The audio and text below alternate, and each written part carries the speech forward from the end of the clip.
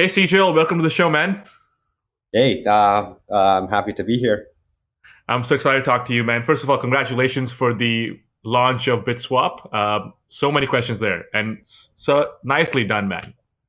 Thank you. Yeah, basically, I'm just working full time on this, and yeah, it's kind of interesting because when we initially launched, it was just I got onboarded to TypeStream, which that's where we met, right? And within an Yeah. hour after that, I just built a site, right? And this is like a hackathon project with me and my co-founder Aryan M. And yeah, no, we just launched a site. 12 hours later, our hit coin went from like zero to a quarter million, no, $1 million market cap. So seems like there's a lot of demand, and we had like Wow. we had like 1,000 beta tester users with more than like with probably millions of dollars in volume to buy and sell. So that instantly kind of like validated the burning need for a product like this. And yeah, no, we launched the beta, did some beta testing, and then we realized that like like why should we have human delays? And yeah, so we are onboarding users to our V1 now, which is making transactions instantaneous. That's so cool. Before we get into BitSwap, I actually want to know more about you. So, before finding out about BitClout, what were you doing before that? Like, Oh, nice. Well, it was kind of funny because I did some NFTs right before BitClout. I mean, that got me into crypto space. Like, to be honest, I've been in this space for a bit over a month now, right? And NFTs are gateway drugs to blockchain. Yeah, and so it's actually cool doges. So you can go to cooldoge.com. Like, I just made NFTs of like parodying famous people like Elon Musk and Mark Zuckerberg and making parodies of that. But yeah, did that. Mark Zuckerberg. But it's interesting because I started off right before BitCloud. I interned at this YC company called Rosebud AI. They like growth marketing there. It's kind of funny how like within the first 3 days of being on BitCloud, I earned like three times more than a month long internship at that YC company. But it was really fulfilling experience. And my background is I in grade 9 I just mastered the Adobe Creative Stack, and I just leveraged that to uh, pursue unique opportunities within my interest. So started like like doing freelance for a bunch of different businesses for startups. Did like some video editing for like Pioneer app. Did some marketing for the Quest with Justin Kahn. Worked for a lot of startups and just dabbled in a lot of stuff Amazing. in like web development, design, and stuff. Simultaneously, I also like picked up some stuff in emerging tech, like with machine learning. Did a few projects there. And all at the same time, I was just documenting my learning. So I have like a YouTube channel. I think we're nearing like 2,000 subscribers right now. But just like a lot of projects, and I just got really good at making videos, and leveraging that specific knowledge to pursue things. But now that kind of led me eventually to merging technologies and startups because I just love like the fast paced, no BS, like thrill of just building things and like thinking from first principles, right? Like BitSwap has been out for what?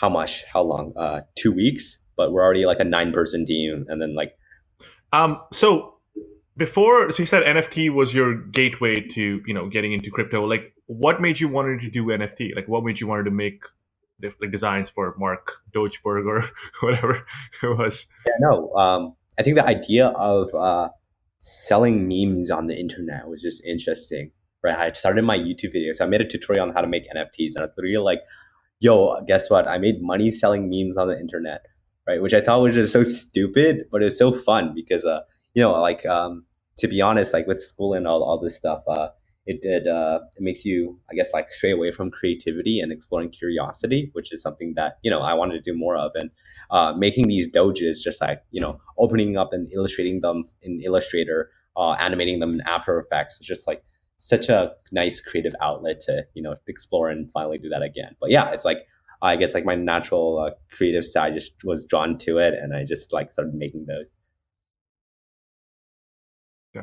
Before we get into BitClout, I want to ask you this because man, I've talked to a bunch of people now, like in the space, like in the last couple of weeks, and everyone talked to, your name comes up, and everyone says like you're 17, you're like you inspire people, which is so awesome, man. So good for you. But where does that drive come from? Because you're 17, like you started doing, you said grade 9 Illustrator, and then you've been building, and you worked with Justin Kahn. He's one of my mentors, and he's an amazing dude. So you've just been like killing it, going one step ahead every time. And where did that inspiration come from? Well, I guess to be honest, it's just knowing what you want. Um, I like this real quote from Naval that I don't have it memorized, but it's something like get to the point where work becomes play to you, but to everyone else it seems like work. And to be honest, it's just so fulfilling. Like doing this, like I'm just interested. Like I don't like it doesn't take motivation. Motivation's not a problem if it's all fun to you, right? Like this is just like I do this for fun, right? I mean, building this company is so super fun for me. Like all of my past initiatives is like really fun. And one thing that I think really helps is I think especially I see this a lot in my peers, especially like people who are striving. They think that picking up and doing a lot of things at the same time is good for them. Like it'll look good on my university application or whatever, or having like a lot of stuff on your resume. But I think it's Yep. counterintuitive. I think focus is key. Prioritize focus, prioritize flow state, and if you can be completely enthralled in a single thing and just go hard on that, it will exceed the like collective accomplishments of pursuing a multitude of different priorities. Got it. Amazing, man. Okay, so you were doing NFTs. When did you find out about BitClout, and what was your first thing you did? How did you get in? Why did you get in, I guess? I found out about BitClout actually on Twitter. So I saw this white paper going around. I took a read, and it was just really interesting. The fact that it was a creator coin, and not to mention that before I was actually looking into social tokens. Like I talked to like Jess Sloss at Seed Club. I reached out to like Alex Majmej. I think that's how you pronounce it. I mean, I always butcher people's names, but like these guys, these are like the pioneers in the social token space. Like, and I was always like before BitClout, I was thinking of doing a personal ICO for my own coin, and I also planned on like live streaming my life 24/7, kind of like what Justin did when I go to university. Like, imagine if Yeah. I recently committed to the management and technology program at University of Pennsylvania. So it's like a dual degree in Wharton and Penn engineering. So it'd be cool if I just like live stream my education there, and then like everyone can follow along. I thought that'd be pretty cool. But like a byproduct of that would be like, how can I like like I guess create my own token where like other people can invest in human potential, which I think was just a really interesting idea. After reading that white paper, I kind of just forgot about that. And then I went out for this run. And then when I got back, I got this Clubhouse notification, and it was like Elon Musk has a $69,000 coin or whatever. And then I was like, I just joined it. And I just heard them talking about it. I'm like, oh, this is the white paper I read like 2 days ago. And it was just like very mysterious. But I saw like one guy, his name is Jake Udell. I think he's like number 7th highest coin right now. So I just texted him. I'm like, yo, Jake, how do I get on this? Right. And he sent me the link to the password for the website, and I got on. So before BitClout was actually password protected.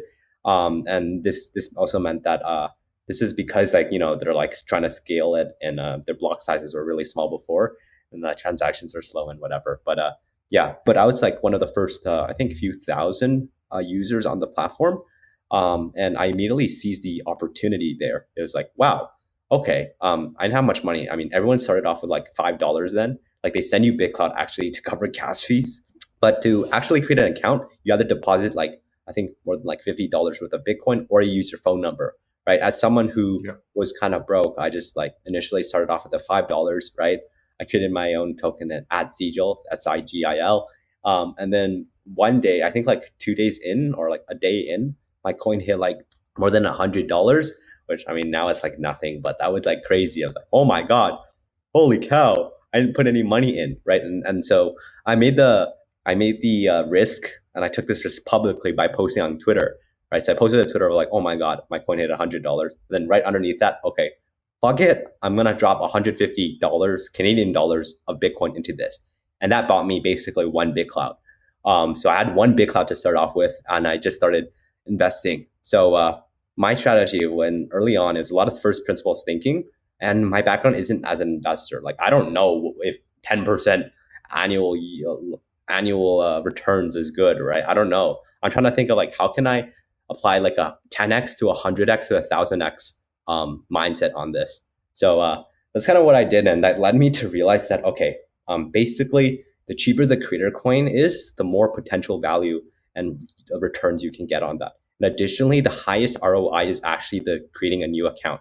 So that's basically what I did. I just started creating a lot of accounts. And remember what I told you before, you can either deposit in Bitcoin or you can use a phone number. But I decided to go the phone number route. Yeah. And so I just posted on my Instagram like, yo, can I get your phone number? I'll Uber Eats you bubble tea. And that got me like more than like 50 phone numbers. And it's just like, a text verification. And it's just to verify that, hey, you're a person, right? And for each one of those, I got like $5 worth of BitClout there. And that really helped. But the key thing to understand is that for BitClout, it's tied to a bonding curve, your creator coin, right? So if I buy, like, let's say I put in 10 cents at a $0 coin, that gets me like one coin, right? Say that coin goes to $100, right? Which is like, doesn't take too much more capital. You just 1,000x your initial investment, right? And obviously like, I'm not just buying 10 cents worth of a coin. I'm buying like however much is like more efficient, but this bonding curve is really how you can get exponential returns. And then basically within this first week, I went from, like that initial 150 Canadian dollars worth of investment to a portfolio value of more than like $50,000. And that was combining both, like understanding the math behind bonding curves, like investing in like creators when they are small, creating new accounts, and also developing a team of more than 20 individuals running more than 100 accounts. So there's at one point where whenever you check the global feed, you would see one of my accounts posting content. And like these accounts would be like at dank memes or like at calisthenics and like these own niche where, like my hypothesis was like, okay, let's say this hits like 0.1% of Twitter's following, right? Their people aren't here just to invest in, like the Justin Khan. They aren't here to invest in like Sabby or Jake Paul, right? They're here it's a social media platform and where attention is the currency. And you're not, again, like how do you fill that attention and retention? Through content. So that's kind of my reasoning behind creating like accounts in these different niches. I also got like big subreddits, which is just super easy to automate content, like, and then you can get someone like, oh, go on the subreddit that you're interested in, get that, boom, go there. So yeah, that was like my initial days, and there was a lot of memes. I was very prominent in the meme community, like working and supporting like other meme creators, and that kind of I just like kept on continuing with that, but that eventually just like led me to like going towards like BitSwap itself, where BitSwap just was honestly just bred out of a burning problem in the platform of not being able to liquidate. Right, it's a huge criticism. Naval said that he wouldn't come on until there's an off ramp, and we just decided to build it. And it was kind of unintentional. We didn't realize it would get to this scale, but seems like there's already a lot of like demand and product market fit for that. I think you need to contact Rodney now because he used to work at AngelList and be like, "Hey, we have an off ramp now. Can you message Naval and please come on the platform?" Yeah, I already sent Kamal Ravikant our white paper. DMs are super easy in BitClout, especially if like there's like 125,000 users on the platform. My account's like the top 75. My BitSwap account's top 30 now. It's like DMs is like easy to capture their attention. I'll probably email Naval later with the white paper and try and see if he can get his input on that. With Ronnie has been such a huge help. He's also like an advisor to the project. If you check out like the our acknowledgement section on the white paper, like he's been such a help in just like being a person. Man, he's a great dude. I just met him because he's also in Vancouver. I'm in Vancouver, and I was chatting with him. Like, man, this guy is so smart, and it was just amazing. So shout out to Ron. He's an amazing guy. Like, we've had great talks so far. Such a smart guy. Yeah. I'm very, very grateful to have met him. Amazing. So actually, you said you texted Jake Udell to get in the platform. How did you text him, or where did you text him? Like, so he has a community number where you can text him, right? And then on. Oh, I remember on his website. Yeah. But then I actually just got his real number afterwards, and that also stems from like a lot of skin in the game. I like pretty much did BitClout full time because the opportunity cost was too high, right? I remember I think it was in like somewhere, but probably like Naval. I just love Naval, but basically like as like a CEO or whatever, you bill yourself at like $500 or $1,000 an hour. I was like, that's crazy. But now it's just like, that just like that just happens, and it makes so sense how big that opportunity cost is. But yeah, I basically like spent like all my time working on BitClout, and I was like on up till like 3 a.m. Oh my god, you guys in your PST times, right? 12 for you is 3 a.m. for me. So I just like stayed like just but Yeah. walking on these clubhouses and building a reputation, and also just sharing like my insights as like someone who just like figuring out how the platform works and how to like best generate value on it. Makes sense. So okay. So then you obviously saw a problem with like off like not being able to take your cash out, and you wanted to build BitSwap. Did you? I'm guessing you didn't have technical expertise uh, to build, or am I wrong, or am I correct? And so how did you I get was into it? actually participating in the Chainlink hackathon. So we were looking for a project, right? And that's Okay. Chainlink is this basically the API for Bit. No, Chainlink is basically the API for blockchains. And we were competing in that hackathon, and we just thought, oh wow, coincidentally, we can build a project for BitClout itself and integrate that in our submission. Fun fact: we actually didn't submit because even though it probably took like 20 minutes, our opportunity cost is like too high, and it like I mean that the prizes and stuff like didn't really matter to us anymore. But yeah, no, that's kind of like where it kind of came from, and we did. I mean, I'm like a developer, but my co-founder Aryan is just the beast at developing. Yeah, like I mean, we shipped our beta in like 6 days. I mean, more like 3 days, but like there's just a buttload of debugging and testing to do. So yeah, no, Aryan single-handedly like did pretty much like 80% of the beta, and is the lead developer for the V1 project. Amazing. Where did you meet Art? Like, did you know him from before, or did you meet him in the community, or Yeah, so how did that come about? I actually went to one of like the top academic programs in Canada called the TOPS program at Mark Arnold Collegiate Institute. They only accept like 40, like I mean, in my entire grade, I had like 45 kids. Aryan was one of them. So I met Aryan there. We still happen to live like close, and close is just Okay. like how I define it as like within 4 kilometers, because everyone was just from all over like the city, you know, and even outside the city too. But basically, I met him there, and we became friends. It's interesting because our origins was like we started working together because we were kind of like we want to do more than just schoolwork, right? And I remember we went to Home Depot, and then we went into like the one of these aisles, and this was for the Google Science Fair, and we just bought like these copper pipes and stuff. At the time, it was like $50. It's just so much money, right? Just to build a project, but it was basically like a water condenser. Which was kind of dumb as a project, right? But we had drive, but we just didn't know where to direct it. But we just like kept doing that, and like we volunteered together. We used to like travel across like downtown Toronto together to volunteer in like economically disadvantaged neighborhoods to teach like STEM, like programming and like science experiments. That got us like real close, and we basically did everything together, including dropping out of that program. So we dropped out of the TOPS program together. Went to the same homeschool as well, since we lived really close together. We've been through a lot, basically. Like we went to hackathons together. We shared our first hackathon experience.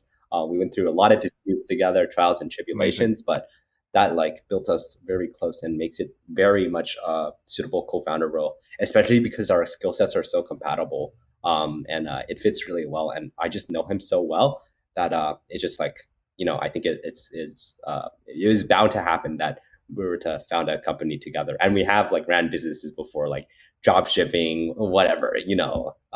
Yeah, that's Aryan. He's super sick guy and one of my like bestest of friends. That's amazing, man. The reason I asked this, by the way, is because there's so many people who I know, like who are, who are looking up to you, and like also like who are hearing about this whole big cloud, thing blowing up, and they want to get in, but they don't know where to start, right? So, what would be your advice for them? Like how should they Yeah, approach this? It's different when it came out. Right now, it's completely different. It's completely different beast now, right? And it's gonna evolve as yeah, obviously I as would it goes. But suggest I mean, yeah, if you have a phone number, you can just sign up for free. You would get like some big cloud to get started, right? The reason why again they send you big cloud is because creating an account, like posting and liking, it costs a gas fee, right? Because it's run on a blockchain and everything's recorded on the blockchain, right? But yeah, no, you'll get like some funds to start off, and I would immediately suggest you to set your founder reward to like $100, and I think they made it automatic now. So it comes. So I just built a new account yesterday because with the company account because we're building a couple of tools. So and the founder reward was automatically 100%. Oh, They dude, changed. that's I think they changed awesome. it Yeah, now. because there are now bots. I mean, every yeah, bot scraping, and Yeah, again, I like know.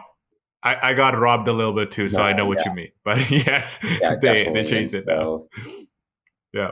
But sorry, go ahead. yeah, I didn't mean no, to cut you off. yeah, and then once your founder reward set to 100%, you just buy your own coin. And again, like the philosophy still applies, where if you buy your coin at $0, you literally cannot lose. If I invest in a $0 account, it's only positive sum game, and that's like what I really like about it. And so yeah, that's kind of why I just Yeah. onboarded a whole bunch of people from my Instagram. You can find my Instagram at sigil.wen, Sigil Wen, and then yeah, no, there it was. I can get people onboarded. I can send them BitClout, and I can also invest in their coin.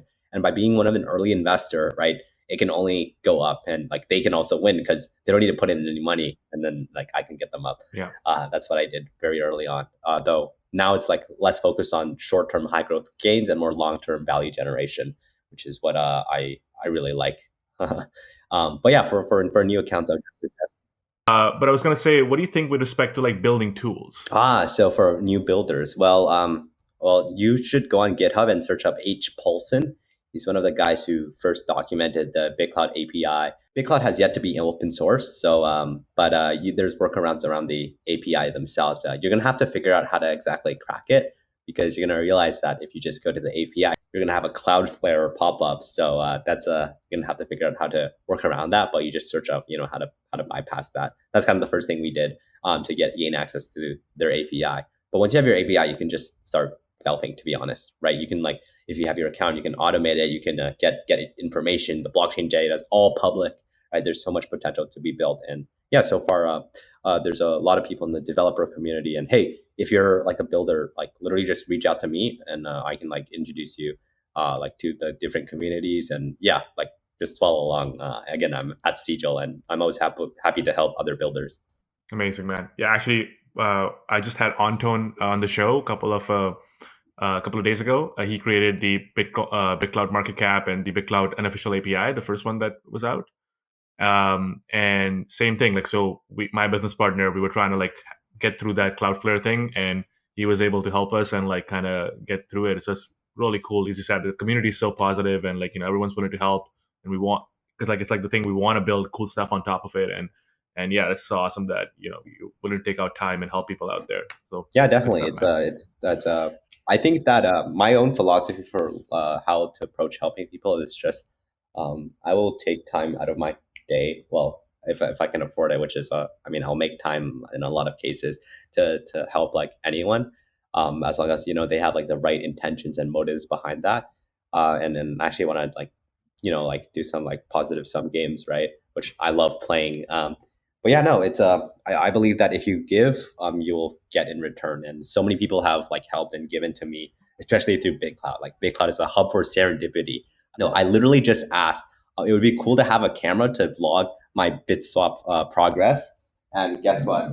Look right here. I'm holding my GoPro that just came in yesterday, and it was sent by Jake Udell and Alec Udell. So, and it was literally just from a comment. Yeah, But yeah, no, like people are super open to help, and like I think that it's just a cycle. Like, yeah, like if amazing. you exude positivity, it will come back to you. That's amazing, man. I love that. Let's get into BitSwap. So let's start with I mean, I know everybody knows it, but let's start with what is BitSwap and what basics of the white paper, like for people who don't understand.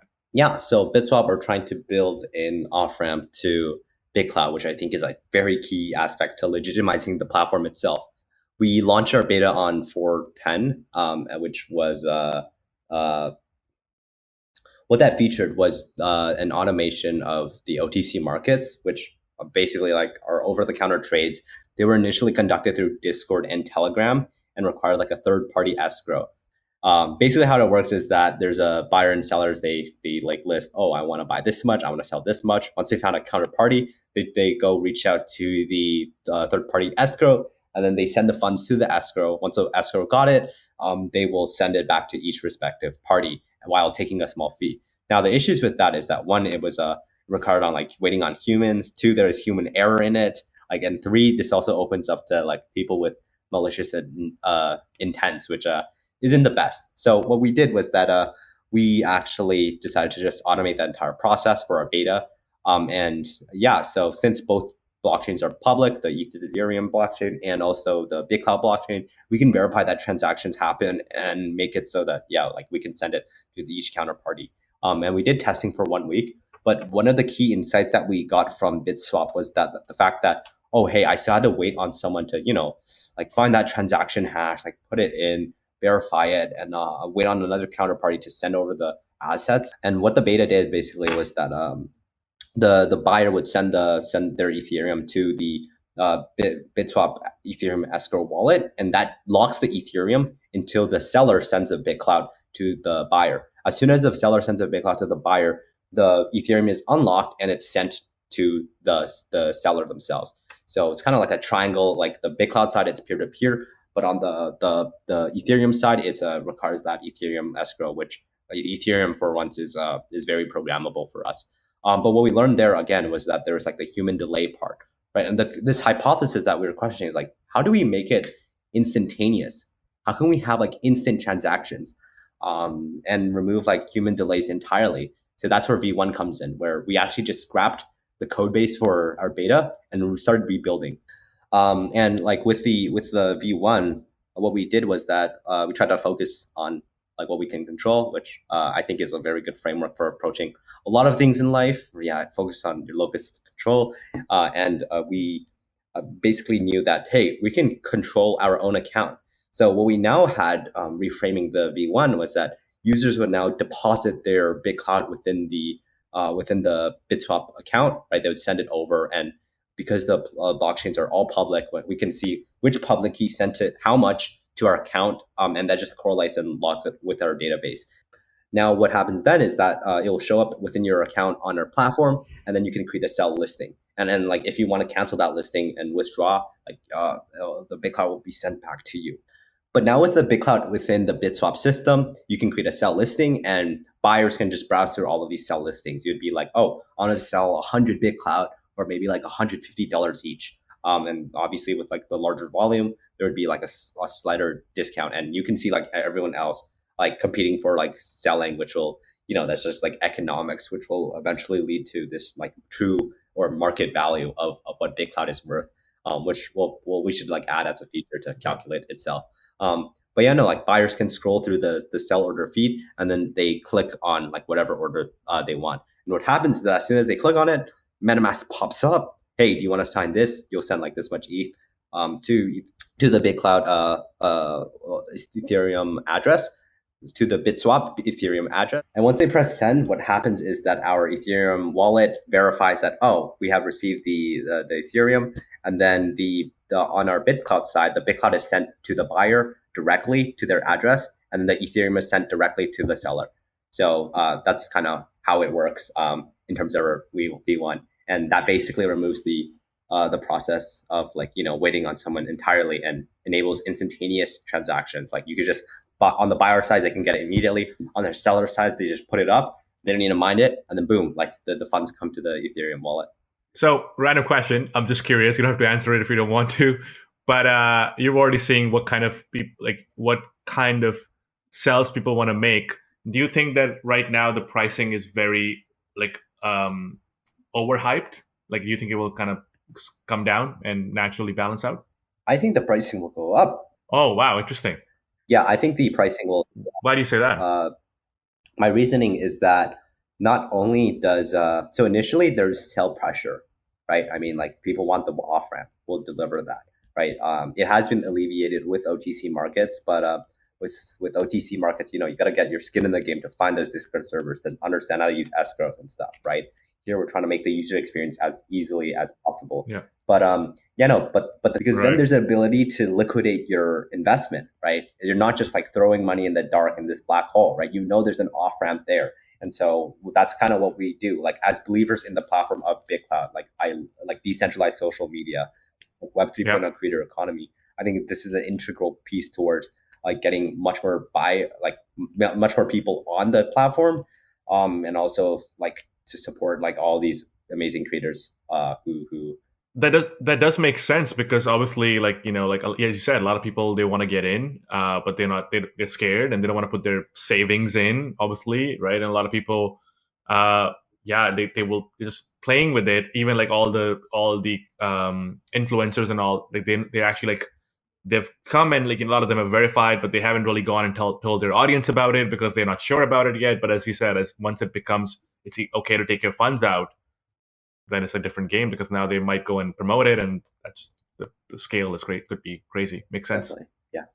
Amazing. I was looking at your white paper, and I kind of wanted to ask you a few questions about these things, which, like, I think would be might be a little harder for mainstream audience to understand. So, like, what's the concept of like tokenization, like the wrapped like BitClout? The idea of tokenization is to create an ERC20, which is a Ethereum token version of an asset that's worth 1-to-1, right? And you would basically lock up. Lock up just means that you would send your BitClout to a custodian, which holds it in reserves, and they would mint you the exact supply that you sent in wrapped BitClout as an ERC20 token. So no new BitClout is generated, but that BitClout that you do send is like taking kind of out of supply, but it can be returned when you return your wrapped BitClout and you burn it.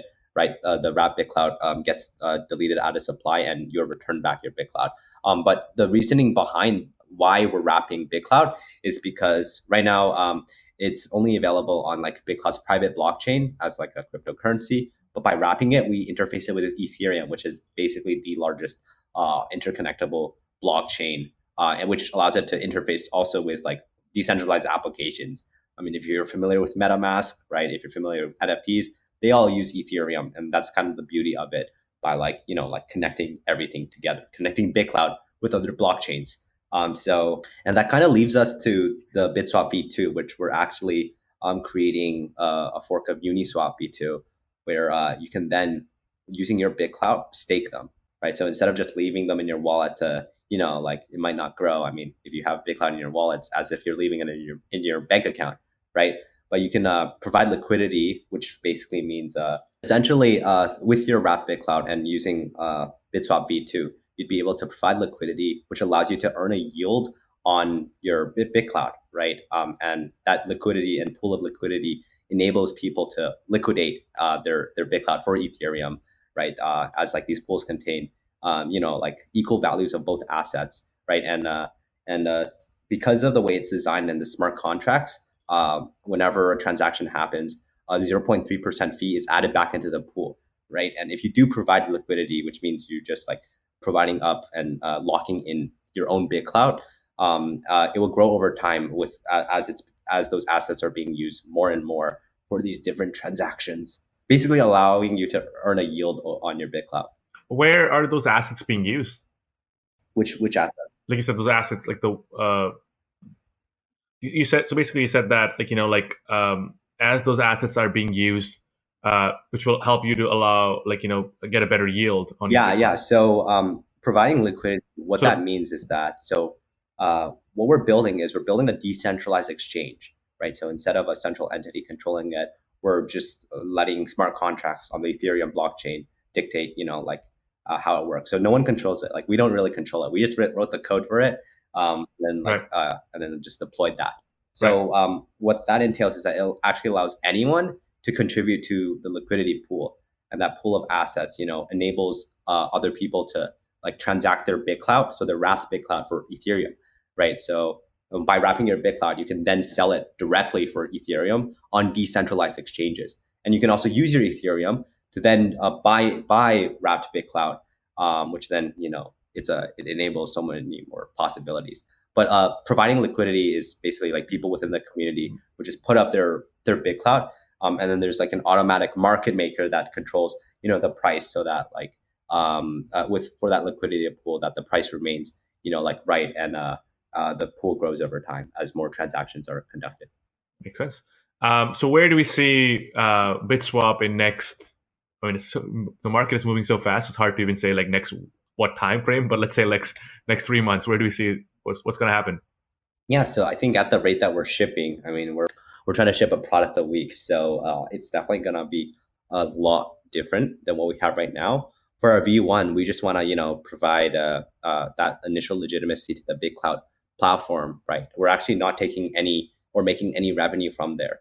And that's because I think it's just such an asset to the community. I believe that long-term value generation pays off, and I don't need to make any revenue from that. Like I already have like more than $250,000 just from BitClout itself, and I think I already like won basically, and we don't, and so not taking any revenue from that. But I think V1 will run for a decent bit, and right now we have our development of our V2 decentralized exchange, right? So that's going to be out by then. People will have the ability to wrap different BitClout, and I think where we're going towards for V3 is the ability to wrap creator coins themselves. Now, on section 6.1, I think it's the creator dilemma, where creators themselves, it's kind of ironic how it's a platform built for creators, but creators can't really liquidate their own coins. One is the way, again, that the creator coin structure is designed. It's around the bonding curve, right? Where let's say if I buy Sigil coins, right, it creates new coins in supply and increases the price. But if I sell, it decreases the supply of coins, and it also decreases the price. Now, that's really interesting because normally we view it as like, a stock market for humans, but it's not, because companies have a proportional share, right? But with this, new shares or new tokens are minted, and they're not tradable, right? If you sell it, someone else isn't buying it, it's just deleted out of supply. Now, by wrapping creator coins as ERC20 tokens and putting on decentralized exchanges, you now are able to liquidate as a creator, or as anyone, liquidate your creator coins without deleting them from supply. And then the reason why deleting them from supply is bad. Okay. So let's say I'm Sigil, right? My coins were $6,000. I'm gonna sell like a few $1,000s worth of my coin. If I sell it, one, all of my coin holders are notified. Two, all of my shareholders lose value because the coin is deleted out of supply and the price goes down for everyone. That's not a good solution for creators, right? But by wrapping it, you would basically send it off to a custodian. It locks it and mints it as an ERC20 token. You can then trade it, right? It's not deleted out of supply. You can still sell it.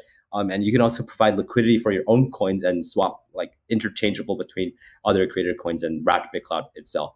So that's an interesting future to explore.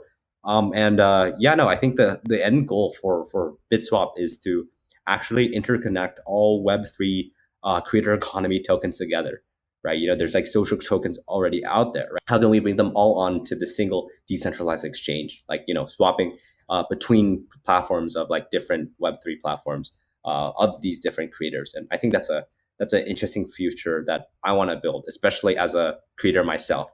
I love that. It's an interesting question. Like you were saying right now, you're not taking any fees anymore, and so you have 9 employees. So how do you go about paying your employees without selling a coin, for example? I mean, I'm not just invested in my own coin. Like my own coin does what? I think that consists of maybe 20% of my portfolio or something, like maybe 20, 40. My portfolio is obviously diversified. Right. So I have a lot of other tokens, and I'm someone who believes that like I only get what's necessary. So I mean, we're very bootstrappy, and I still have like a bunch of Ethereum to pay them. So I'm actually paying my employees in Ethereum, which I don't need to set up a bank account yet for any of that stuff. I'll just liquidate. Yeah, but I'm saying not even talking about you, but I'm saying in general, like as someone who's building a tool on the platform, right? Someone's building a company. Like there is a little bit there where if they want to grow faster, they need to hire. They need to, and when you hire, you have to pay people as you try to grow faster. Like how do you think until like what you're saying, the wrap BitClout, until that gets built and until that's it's happening on a daily basis? What do you think? Like how does someone go right now when they're building a company? So about paying people. So you're asking for other people on how they would go about building a company on. Yeah, I'm just trying to get your thoughts on like how do you think like someone should approach that, right? Where they need to pay a salary, but they also don't want to like sell their own coin because they don't want people to, because people get notification that this person sell like let's say point X percentage of their own coin. How does someone battle that? Well, one, you can fund it out of your own pocket, which is what I'm doing, right? I mean, I have $500,000 in a BitClout. But two, it would just be, you could raise capital. I would be very, very cautious about who you take money from. We haven't taken money from anyone. We're not even considering that until we have a product out. So talk with if you ever need help with like I mean like raising capital, just like talk to me, or if you have any offers, because there's definitely a lot of predatory capital in this space, which I've seen some projects take on. But yeah, no, like you can raise capital. Definitely. Additionally, you can set up a incentive structure that like, hey, if you buy our coin, I mean, you can publicly say that okay, to fund this project, we're going to be selling this amount of coins, right? Which I mean, if that's the way to raise funding, Yeah. that's a completely new way to fund projects, right? I mean, in 12 hours, we had $1 million market cap. We didn't sell Yeah. our coins, but it's still like a possibility that we're considering, right? I'm also considering like, hey, what if I Yeah. just sold Yeah. one BitSwap token a week just to fund the company? I mean, one BitSwap token goes right now for 12,000 Yeah. US dollars, right? So I think that's enough to support the Yeah. company itself. Yeah, makes complete sense. Okay, I love that. Yeah, but I like the idea of you saying like making it public, being authentic, telling people about it. That hey, this is what we're going to be doing, so you know what you're getting into and stuff like Yes. that, right? Because we need to grow the company, and the idea is that as we sell a token, ideally we're building more tools, and that kind of helps grow the company more. So your tokens will be worth more money, obviously, Yeah, eventually. transparency is important. Transparency builds trust, and if you're able to take public risks tied to your name, society will reward you. And I think that ties that I got from Naval, and I think I've been really internalizing that, especially through BitClout. And yeah, I highly Yeah, suggest reading his thread on how to get rich without getting lucky. I think that, like, sure, you can say that yeah, I definitely got very lucky, but I believe luck is engineered, and you can engineer your own luck. There's this blog post by David Perel that's called Serendipity, How to Maximize Serendipity. That's like one of the best blog posts I've ever read. And if you can internalize the idea of serendipity, of engineering your own luck and putting yourself in a position to be lucky, then that will literally change your life. and I also think that I think you say you got lucky, but I don't think so because I think even like you said, since grade 9, you learned the Adobe Creator tool, right? So you knew how to design stuff, and you took that and worked with people like Justin Kahn. You worked at it's like you build the NFT, so you learned about the crypto space. So it was all like building towards this. If you hadn't done all that, you probably wouldn't have the skills, you know what I mean, to be able to like do what you're doing right now. So I don't think it's luck. I think you've worked hard for it from like that and you've been going at it, but you don't see that because what you see, this one thing that pops up, but the entire 6 or 7 years you've been going at it, people don't see Yeah, that, I also in my wanted opinion, at least. to add in the fact that I think a lot of people had the exact same opportunities as me, thousands of people. Yet Exactly. I just capitalized on it immediately off the bat.